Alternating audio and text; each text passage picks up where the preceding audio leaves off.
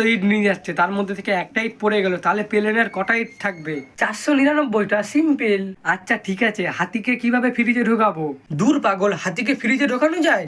Fridge খোলো, হাতিকে ঢোকাও, fridge বন্ধ করে দাও।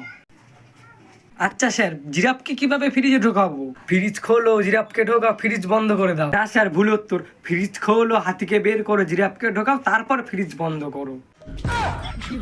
স্যার, জঙ্গলে সিংহের বিয়ে হচ্ছে, সব পশুরা গেছে, খালি একটা পশু যায়নি, সেটা কে? কে হবে? সিংহ নিজেই হয়তো আসেনি। Sir, giraffe. জিরাফ তো ফ্রিজে বন্ধ, ও কি করে যাবে? বাঘের গোয়ার সামনে থেকে রূপাকে যেতে হবে, ও কিভাবে যাবে?